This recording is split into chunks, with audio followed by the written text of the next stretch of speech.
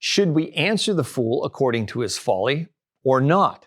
Well, today's question centers around Proverbs 26, 4 and 5, which says, answer not a fool according to his folly, lest you be like him yourself. But then, of course, it says in 5, answer a fool according to his folly, lest he be wise in his own eyes.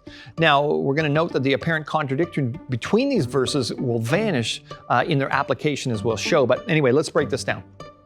The first thing we need to figure out is who we're talking about here. And the proverb says it's the fool. So who is that? Well, the Bible says, the fool says in their heart, there is no God. That's Psalm 14:1. So the Bible clearly identifies atheists as fools. I mean, why?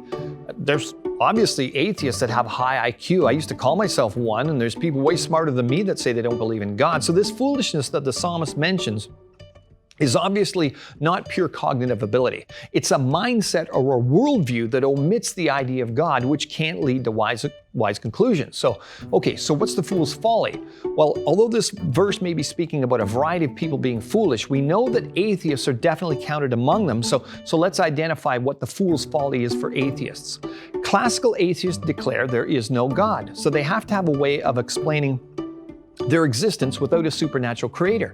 And the only option for them then is some form of evolution, no matter what you call it: Darwinian evolution, neo-Darwinian evolution, chaos theory, punctuated equilibrium, etc. It's the concept that everything came about through naturalistic processes, and that is the foolishness the psalmist speaks about. Atheos, no God. The fool says in their heart, there is no God. So atheists, many claiming that they're open-minded, rational, and logical, live inside of a mental paradigm called naturalism, and they don't think outside that box, so to speak.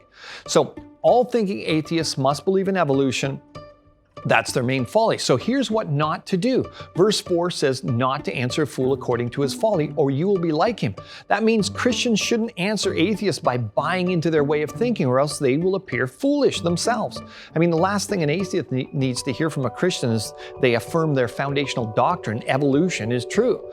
So declaring Genesis 1 to 11 is compatible with evolution, it's practically indefensible against an informed opponent because of the effects that this would have on the entire biblical narrative.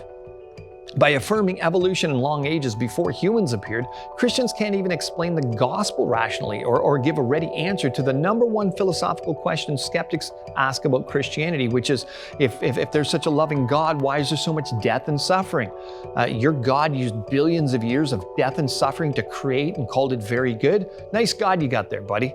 I mean, so what should we do? Well, Proverbs 26:5, it says, answer a fool according to his folly, or he will appear wise in his own eyes. In this case, it's the second half of the verse that provides the context as to how to answer. I can remember that as an atheist, when I met Christians who could not answer my questions or seemed to try to avoid certain topics and reroute the conversation towards something more comfortable, I often felt that they were simply mentally inferior and illogical because they wouldn't engage my concerns intellectually. They seemed mostly to appeal to emotional arguments from morality, and I became wise in my own eyes because I felt that the Christian faith was for simpletons that just, couldn't deal with science and evolution.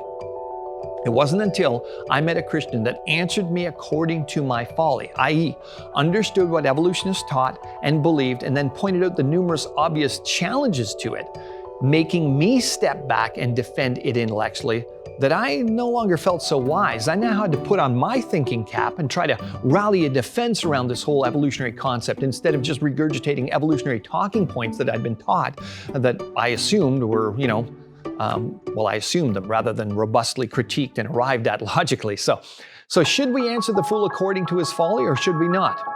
The answer is yes.